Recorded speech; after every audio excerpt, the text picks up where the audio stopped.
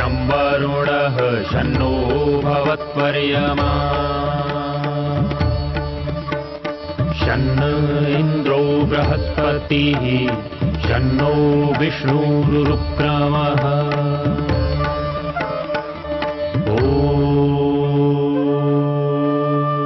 शान्ति शान्ति शान्तिः।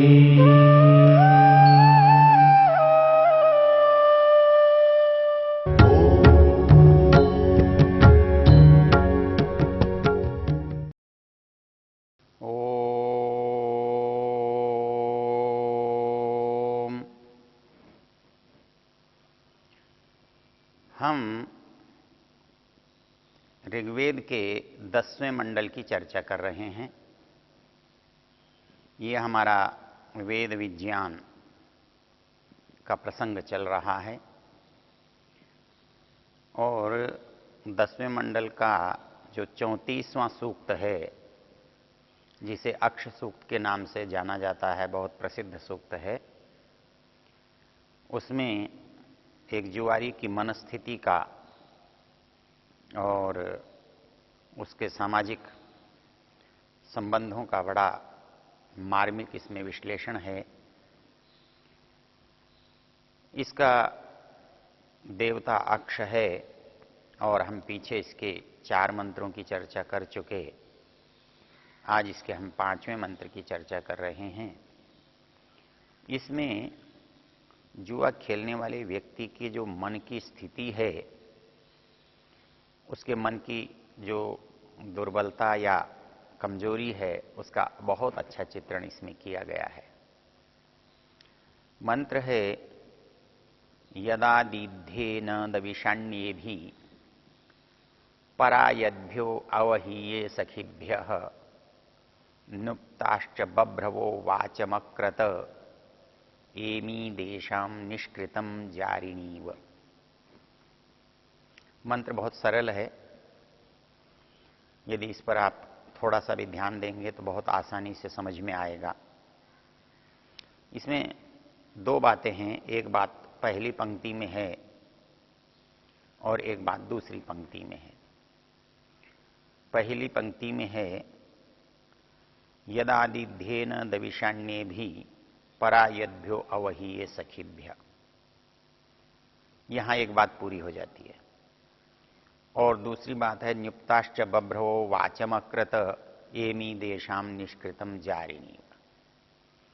यहां जो मन की स्थिति है वो किन किन कारणों से प्रभावित होती है और मैं वैसा करने के लिए बाध्य होता हूं, तो इसमें 2 तरह की चर्चा है। एक तरह की चर्चा है यदादिध्येन दविषाण्येभि। खेलते खेलते व्यक्ति किसी बुराई को करते करते एक मनुष्य के मन में कभी न कभी ये भाव आ जाता है कि उसे ये बुराई छोड़ देनी चाहिए, लेकिन वो चाहने के बाद भी क्यों नहीं छोड़ता, उसके बहुत सारे कारण होते हैं। वो आंतरिक भी हो सकते हैं, वो बाह्य भी हो सकते हैं। और यदि कोई उनको समझ लेता है और वो समझ में आ जाते हैं तो वो चीज आसानी से छूट सकती है। छूट सकने का एक उदाहरण भगवान बुद्ध के जीवन में आता है कि अंगुलीमाल दूसरों को जो मारता था और मारने के बाद उसको लूट लेता था, तो भगवान बुद्ध उस रास्ते से जब जा रहे थे जिसमें अंगुलीमाल रहता था, लोगों ने बहुत समझाया, महाराज वो बहुत दुष्ट व्यक्ति है, वो जिसको भी देखता है उसको मार ही डालता है और उसकी उंगलियों की माला बना के गले में पहनता है और वो किसी को भी जीवित नहीं रहने देता है। आप इस रास्ते से मत जाओ। भगवान बुद्ध थे, उन्होंने कहा हम तो इसी रास्ते से जाएंगे, हम किसी से, हमें क्या डर है। वो गया तो रास्ते में जब वो आया, बड़े चीखते हुए, चिल्लाते हुए, चिंगाड़ते हुए, बड़े विकराल रूप को धारण करते हुए उसने कहा कि मैं तुझे मारूंगा। भगवान बुद्ध कहने लगे कोई बात नहीं, मार लेना, पर एक बात है सोचने की, तुम ये सब क्यों करते हो? उसको बड़ा विचित्र लगा कि एक आज तक तो किसी आदमी ने इतनी शांति से बात की नहीं। कोई आदमी प्राणों की भीख मांगता है, कोई आदमी दया चाहता है, कोई आदमी गिड़गिड़ाता है, कोई आदमी रोता है, कोई दुखी होता है, लेकिन ये साधु तो ऐसा है, न इसको रोना आता है, न दुखी होता है, उल्टा मुझसे ही प्रश्न कर रहा है। उसने कहा इसमें क्या खास बात है, तो सब लोग अपना अपना व्यवसाय करते हैं, मेरा भी ये व्यवसाय है और मैं भी इसको करके जहां अपना काम करता हूं, अपने परिवार का पालन पोषण करता हूं, उसको भी मिल जाता है। उन्होंने कहा कि तू ये जानता है कि ये बुरा है, ये पाप है, ये गलत है? वो बोले ये तो मुझे कभी सोचने का मौका ही नहीं मिला कि ये सही है या गलत है। भगवान बुद्ध ने कहा देखिए गलत है, और ये गलती जो है तो एक बात सोचकर बता, जिनके लिए तू करता है क्या वो तेरी ये गलती में सम्मिलित होने को तैयार हैं? क्या ये गलती, ये पाप, ये अपराध तेरे साथ साथ वो भी स्वीकार करने वाले हैं? तो उसने कहा कि नहीं, ये तुम मुझे मजबूर कर रहे हो नहीं करने के लिए। उन्होंने कहा तो चिंता मत कर, मैं यहीं बैठा रहूंगा और जब तक तू नहीं आएगा तब तक बैठा रहूंगा। जो तू करेगा मुझे मैं स्वीकार करूंगा, लेकिन तो ये पूछ कर आ कि क्या इस गलती को तेरे परिवार के लोग, तेरे परिवार के सदस्य तेरे पाप के अंदर भागीदार बनते हैं? उसके मन में एक प्रश्न पैदा हुआ और उसने समझा ये तो अच्छी बात है, और बाबा जब इतना है तो जाने वाला भी कहीं नहीं है। वो घर गया और अपने पत्नी, पुत्र, बच्चों, सबसे परिवार के सदस्यों से उसने पूछा कि लोग कहते हैं ये काम गलत है और मैं इस गलती को यदि करता हूं वो तुम्हारे लिए करता हूं, और तुम्हारे लिए करता हूं तो तुम मेरे, यदि मुझे कोई दंड मिलता है, कोई पाप का मैं भागीदार बनता हूं, तो क्या तुम मेरे साथ दोगे? परिवार के सदस्यों ने कहा संसार का नियम तो इससे उल्टा है। संसार का नियम यह है जो जिस काम को करता है उसका फल उसी को मिलता है। ऐसा नहीं होता कि काम कोई करे और उसका फल किसी को मिले। यदि अच्छा है तो अच्छा भी उसी को मिलता है, और बुरा है तो बुरा भी उसी को मिलता है। तो ऐसी स्थिति में आप ये कैसे आशा कर सकते हो कि जो काम तुम करोगे उसके फल में हम भागीदार होंगे?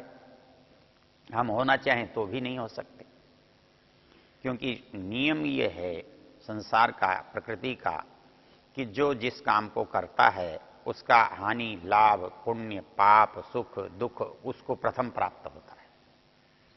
इसलिए पहले अपराधी तो तुम ही रहोगे, और तुम्हारे सुख, दुख, हानि, लाभ, दंड में व्यक्तिगत रूप से हम सम्मिलित हो ही नहीं सकते, और होने का कोई कारण भी नहीं है। उसे बड़ा विचित्र लगा। कहने लगा जिनके लिए मैं अपराध कर रहा हूं वो यदि मेरे साथ सम्मिलित नहीं हैं, मेरे कार्य में साथ देने को तैयार नहीं हैं, तो फिर मुझे अपराध क्यों करना चाहिए? उसके मन में बड़ा परिवर्तन आया। वो महात्मा बुद्ध के चरणों में ही गिर पड़ा, जाकर के बोले महाराज, उन्होंने तो ये कहा कि आज तू जाने, तेरा काम जाने, तू कैसे लाता है इसकी जिम्मेदारी तेरी है। हम तो तेरे परिवार के सदस्य हैं और तुझे हमको भोजन कराना है, हमारी रक्षा करनी है, हमारे सुख दुख को देखना है, ये तेरा उत्तरदायित्व है, ये तेरी जिम्मेदारी है। इस जिम्मेदारी को तू कैसे निभाता है ये तू जाने। तो बताओ, जो जिनके लिए मैं करता हूं वो ही मेरे साथ नहीं है, तो मैं फिर ये अपराध क्यों करूं? तो महात्मा बुद्ध ने कहा यही तो मैं कह रहा हूं तुझसे कि यदि वो तेरे साथ सम्मिलित नहीं होते हैं तो तू इसको क्यों करता है। उस दिन से वो भगवान बुद्ध का शिष्य बन गए। तो जब व्यक्ति कोई किसी को समझाता है और ठीक तरह से समझाता है तो व्यक्ति की बात समझ में आती है तो वो उसको छोड़ देता है। लेकिन हम संसार में देखते हैं उल्टा कि हमारे जो साथी लोग हैं वो हम बुराई छोड़ना भी चाहते हैं लेकिन उस बुराई को वो करने के लिए प्रेरित करते हैं। प्रेरित ही नहीं करते, बाध्य कर देते हैं, मजबूर कर देते हैं और हम वापस उस बुराई को करने के लिए विवश हो जाते हैं। यही बात यहां इस मंत्र में कही गई है। वो कहता है यदा दीध्येन दविषाण्ये भी, बोले कभी कभी मन में आता है छोड़ दूं इस काम को, मैं क्यों इतनी मुसीबत लूं कि मेरा घर बिगड़ जाए, मेरी पत्नी नाराज हो जाए, मेरे संबंधी मुझसे घृणा करने लगें, मुझे लोग हेय दृष्टि से देखें, मुझे नीच समझें। तो मैं सोचता हूं यदा दीध्येन दविषाण्ये भी, अब इसके बाद कभी मैं इन पासों से नहीं खेलूंगा, मैं इस खेल में कभी सम्मिलित नहीं होऊंगा। लेकिन मेरी मजबूरी है। क्या मजबूरी है? यदा दीध्येन दविषाण्ये भी, जब मैं इनसे नहीं खेलने की बात करता हूं तब परायद्भ्यो अवहीये सखीभ्य, मेरे जो सखी हैं, मित्र हैं, वो सखा बड़े विचित्र हैं, वो मुझे बाहर ही नहीं जाने देते अपनी चौकड़ी से, वो मुझे मजबूर कर देते हैं। परायद्भ्यो, वो मुझे पराजित कर देते हैं। मेरे जो विचारों का संघर्ष है, मेरे विचारों का द्वंद्व है, ये इस द्वंद्व में वो मेरे विपरीत विचारों के साथ होकर के मुझे वो पराजित ही कर डालते हैं। तो इसमें मूल चीज क्या है? मूल चीज ये है जो अपराधी व्यक्ति होता है उसका मन बहुत दुर्बल हो जाता है और वो दुर्बल मन से संघर्ष करके सफल नहीं हो सकता। सफल होने के लिए एक बहुत सबल मन की आवश्यकता होती है। वो उन परिस्थितियों में जो गया है वो भी इसी कारण से गया है और यदि निकलना है इस परिस्थितियों से तो निकलने का उपाय मन को बलवान बनाना है। मैं पिछले दिनों अहमदाबाद में जब गया तो एक व्यक्ति से चर्चा करके बहुत अच्छी बात लगी। वो व्यक्ति एक कपड़ा का फैक्ट्री का मालिक है, वो बहुत संपन्न भी है। उसने मुझे बताया कि मैं अपने पुराने निवास स्थान पर कलकत्ता गया तो मेरे मित्रों ने मुझे बुला लिया और पैसे वाले मित्र हों तो उनका मनोरंजन बिना शराब के कैसे हो। तो वो कहने लगा कि मेरे सब मित्र बहुत सारे शराब पीते थे। किसी ने कहा भाई ये फला मित्र है, ये शराब नहीं पीता। तो उसका जो एक अंतरंग था वो कहने लगा ऐसा कैसे हो सकता है, मेरा तो बहुत अच्छा मित्र है, अभिन्न है, तो मैं जाकर उसको पिला के आता हूं। प्राय होता है मित्रता के नाम पर हम किसी से भी कुछ भी कराने की आशा रखते हैं। हम समझते हैं मित्रता है, इसमें क्या बड़ी बात है। तो वो सुना रहे थे कि वो मित्र मेरे पास आया, बोले भैया तू शराब नहीं पीता? बोले मैं नहीं पीता। बोले नहीं, मैं तेरा दोस्त हूं ना, मैं तेरा मित्र हूं। बोले हाँ, तुम मेरे अभिन्न मित्र हो, इसमें क्या बात है। तो आज मेरी मित्रता के नाम पर तुम एक घूंट पी लो। यदि सामान्य मन का व्यक्ति होता तो कहता कोई बात नहीं, मेरा मित्र कह रहा है इसलिए मैं पी लेता हूं। लेकिन उस व्यक्ति ने कहा नहीं, मैं तो नहीं पीऊंगा। बोले तुम मेरे मित्र हो। तो उन्होंने कहा ठीक है, मित्रता का ये लक्षण है, ये कसौटी है, तो मैं तुमसे आग्रह करता हूं, तुम मेरे मित्र हो इसलिए तुम इसे छोड़ दो। तुम छोड़ोगे क्या? तो वो वहां से चलता ही बना।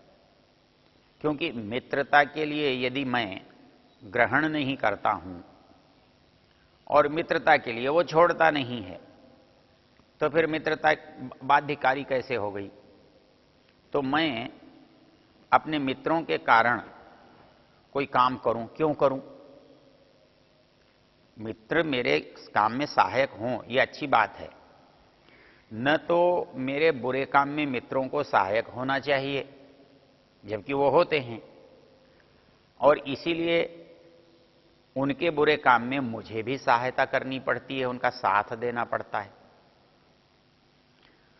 तो मित्रता के नाते जब हम बुरा काम करते हैं तो बुरा काम करने का साहस बढ़ जाता है, बुरा काम करने की मानसिकता दृढ़ होती है। इसलिए मनुष्य ये चाहता है यदि मैं बुरा हूं तो मेरे साथ दूसरे लोग भी बुराई में सम्मिलित हो जाएं। यदि मैं झूठ बोलूं तो दूसरे भी मेरे साथ झूठ बोलने वाले हो जाएं, ताकि वो ये ना कह सकें देखो ये झूठ बोलता है, ये निम्न है, नीचा है, अपराधी है। जब समाज में सारे ही लोग एक जैसे होंगे तो कौन किसे अपराधी बताएगा, कौन किसको नीचा दिखा सकता है? इसलिए अपराधी व्यक्ति अपने मित्रों के साथ अपराध करना अच्छा मानता है, प्रसन्नतापूर्वक अपराध करता है। यही हाल शराबियों का भी होता है। वो आपस में मिल करके जब काम करते हैं तो उस अपराध का जो आनंद वो उठाते हैं वो कई गुना बढ़ जाता है, उनको बल मिल जाता है। तो इसलिए हमारे जो साथी लोग होते हैं, यदि वो किसी बुरे काम में हम उनके साथ रहे हैं तो वो हमको बुराई के दायरे से, अपने वर्ग से बाहर नहीं जाने देना चाहते। और इसलिए यदि कभी हम प्रयत्न भी करते हैं कि हम इससे बचें, इसमें न जाएं, तो वो हमें घर तक बुलाने आ जाते हैं, भैया आज तुम आए नहीं, चलो, तुम्हारे बिना हमें क्या अच्छा लगेगा, तुम तो हमारे साथी हो, हमारे अंदर तुम ही नेता हो, तुम ही नहीं रहोगे तो फिर हमारा क्या बन सकता है? तो वो आदमी जो होता है वो मानसिक दृष्टि से दुर्बल होता है, और वो दुर्बल होता है तो वो उनके साथ चला जाता है, न चाहते हुए भी चला जाता है। तो यही स्थिति इस मंत्र के इस भाग में दिखाई गई है। परा यद्भ्यो न आवहीये सखीभ्य, क्योंकि जब मैं संकल्प लेकर चलता हूं कि मैं अब नहीं खेलूंगा तो मेरे मित्रमंडल के आ जाते हैं, मेरी मंडली मुझे अपने साथ ले जाती है, आग्रह करती है, मुझे वो जबरदस्ती करने के लिए बाध्य करती है, पिलाती है। तो मेरा क्या होता है? मैं पराजित हो जाता हूं। तो ये जो मेरा पराजित हो जाना है, ये मेरे इस अपराध से बाहर न निकलने का कारण है। और ये बात संसार में हम सामान्य रूप से देखते हैं कि कोई व्यक्ति को पहले तो अपराधी बना दिया जाता है।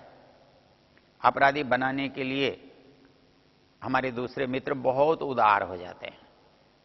जब कोई व्यक्ति शराब नहीं पीता और उसे पीने के लिए बाध्य किया जाता है तो कोई आदमी उससे पैसे नहीं मांगता, कोई आदमी उसे बुरा नहीं कहता, उसे बड़ी प्रसन्नता से अपने अंदर सम्मिलित करते हैं। चाहे जुआरी हों, चाहे शराबी हों, चाहे दुराचारी हों, ये लोग अपनी क्षमता, अपना सामर्थ्य, अपनी ताकत बढ़ाने के लिए अपने जैसे लोगों को अपने साथ लगाते हैं, और अपने जैसे लोगों को अपने साथ लगाने के लिए वो बड़ी उदारता से काम लेते हैं। और जब वो एक बार अपने अंदर फंस जाता है, अपने चक्रव्यूह में आ जाता है, तो उसको ये सोचने का अवसर नहीं देते कि ये गलत है। वो उस कार्य की उसको आदत, लत डाल देते हैं और वो उससे बंधा रहता है। लेकिन बुराई में कहीं न कहीं जाकर अपनी आत्मा जब उसे कचोटती है तब वो निकलने का, उससे बाहर हटने का प्रयास करता है। तब ये स्थिति बन जाती है परायद्भ्यो अवहीये सखीभ्य। मैं मित्रों के साथ इस संकल्प को पालन करने में पराजित हो जाता हूं।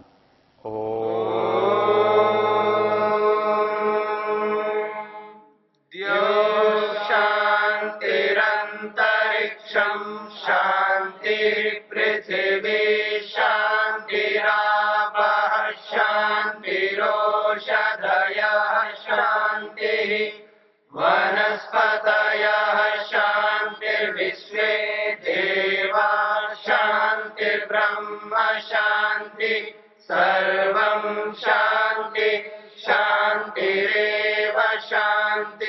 क्षमा शान्तिरेधि ॐ शान्ति शान्ति शान्ति